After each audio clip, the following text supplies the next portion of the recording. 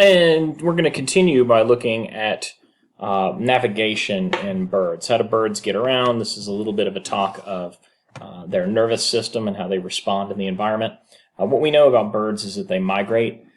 They'll travel from breeding zones to non-breeding zones at different times throughout the year. You're probably familiar with birds flying south for the winter, moving to warmer areas. As spring returns to northern latitudes, they come back at the same time that larvae are hatching. A lot of the birds will move through as it's feeding time in a particular area.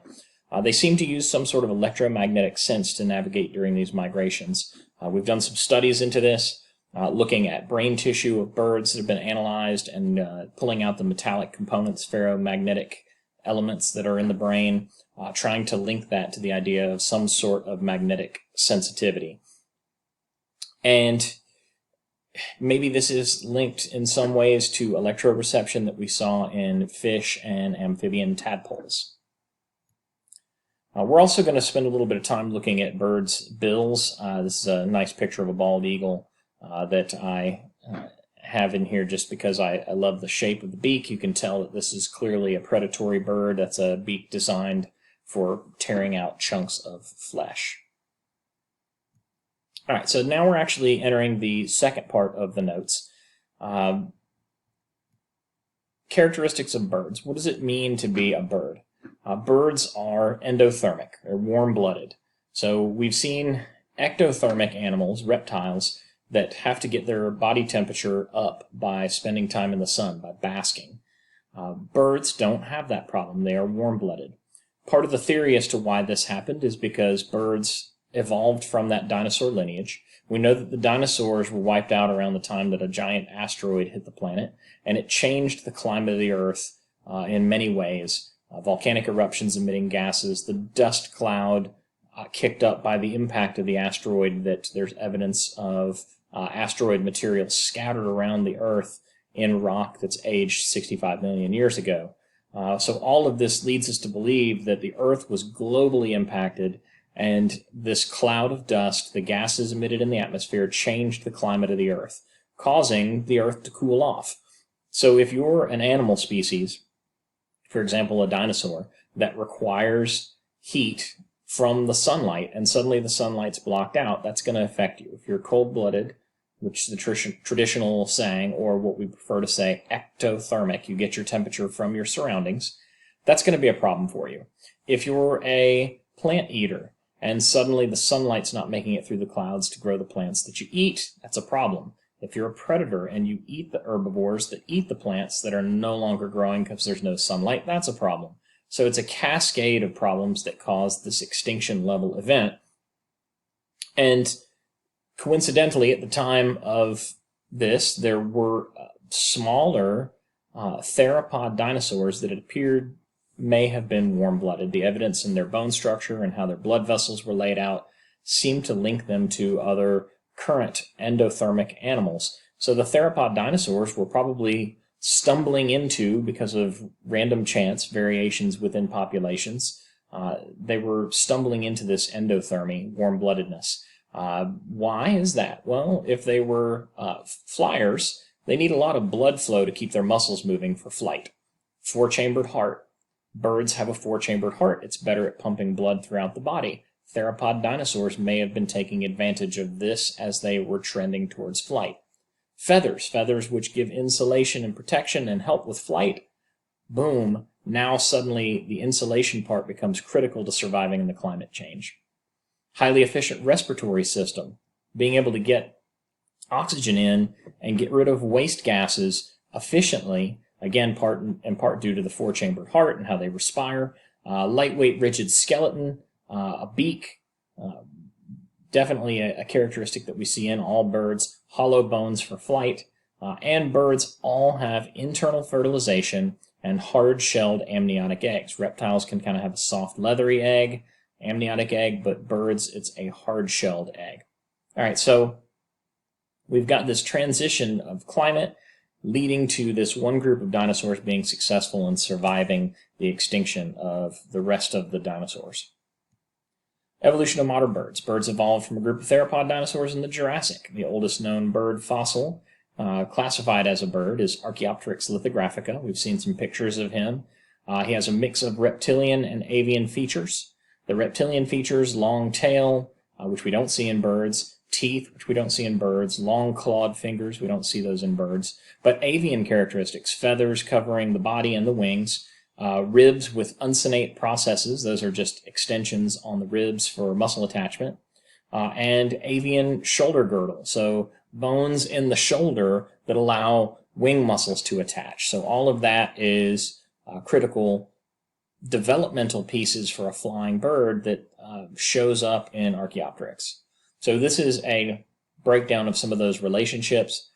From that theropod dinosaur group, we have the dromaeosaurs, land-running but slightly elongated limbed dinosaurs, and then we've got Archaeopteryx that looks kind of like a variation of that theme.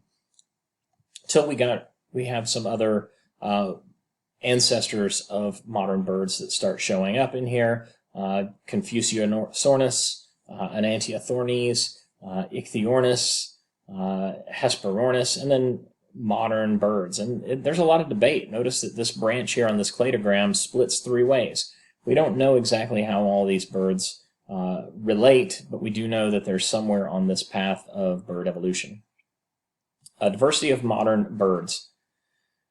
So, major bird orders. There's more bird orders than we have time to cover. So, the main ones, Struthioniforms. That's ostriches, emus, rheas, and kiwis. These are flightless birds, various sizes. Ostriches can be very large. Some of these guys, kiwis, can be very small.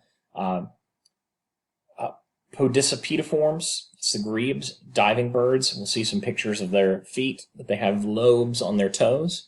There's about 21 species of those.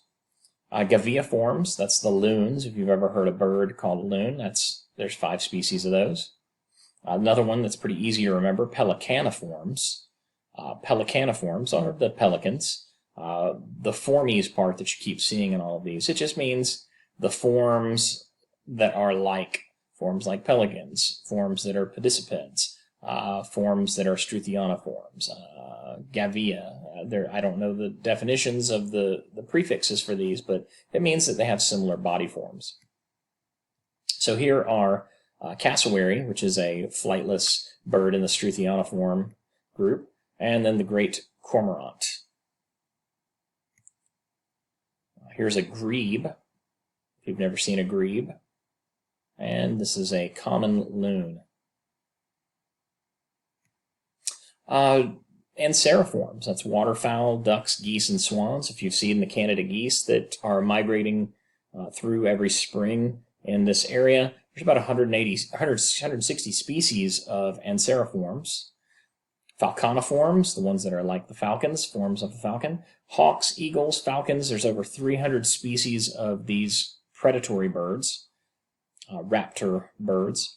Galliiforms, these are chicken-like birds. The scientific name for chicken is Gallus gallus, so formed like a chicken. The grouse, quail, turkeys, peacocks, over 250 species. A lot of these are game birds that people will eat. This is a Cooper's hawk, a good example of our Falconiforms group that was spotted at Kell High School by Mr. Honeycutt on December 13th, 2016. One of his classes had a bunch of students looking out the windows, and they noticed that there was this hawk hanging outside in the breezeway area that was favoring one of its legs. They came to me because they knew that I was interested in birds and explained the situation, and we were able to contact the local rescue group that was able to go out and look for it. I didn't follow up with them to see, but I think he took off and was probably okay, but it looked like he injured one of his legs. This is a rare photo opportunity. This is a Canada goose, and myself in Kennesaw at a job I used to work at around 2001. So if you want to know what I was doing before you were born, I was chasing the Canada goose. And they're mean little suckers. I wouldn't recommend chasing them. This is a ruffled grouse, mallard ducks. Ooh, the American kestrel, a good example of a falconiform, a small hawk-like bird. Wild turkeys. You may see those around this area. Some people hunt them. Other major bird orders. Cyconiforms, long-legged wading birds. That includes storks, herons, ibises, egrets, 120 species of cyconiforms. Charadriforms, shorebirds and gulls. If you've ever seen seagulls, that's in this group. Plovers, sandpipers, stilts, auk.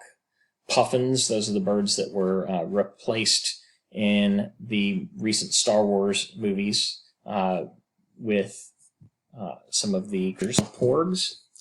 This is a stuffed porg, but this is actually designed on the puffins that were in the area, and the puffins were in the background of a lot of pictures and shots that they did in the movie, and rather than digitally remove them all, they decided to put alien heads on them and made them a new alien species in Star Wars.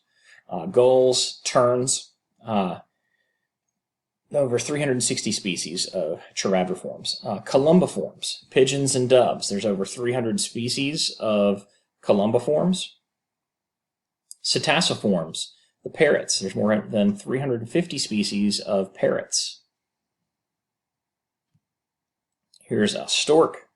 Again, long leg, long beak indicates this bird likes to wade in the water and feed in that water. Razorbill. Looks like it's sleek and built for swimming. Rock doves. A scarlet macaw, related to psittaciforms, the parrots. Other bird orders, strigiforms, owls, 180 species. If you ever hear owls hooting outside your window late at night, they're purported to have great wisdom, nocturnal hunting birds. They're probably not the smartest of the birds, but pretty birds. Apodiforms, short-legged acrobatic flyers, the swifts and hummingbirds. There's about 420 species.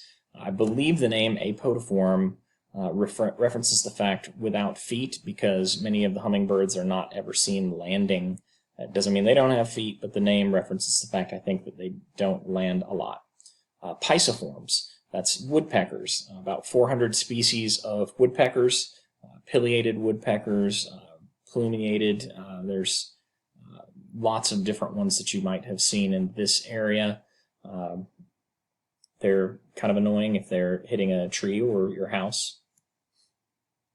Here's a nice pileated woodpecker. Common swift, another barn owl, representing this group. Then we have the passeriforms, the perching birds or songbirds, crows, warblers, cardinals, sparrows, starlings. There's about 5,700 species of passeriforms. Perching birds means that they literally will perch on a branch. You'll see them grab the branch with their feet. We'll talk about that a little bit later. Crows, probably or arguably one of the smartest, if not the smartest of the birds. We'll learn more about those as well. Spheniciforms, that's the penguins. There's about 17 species of penguins.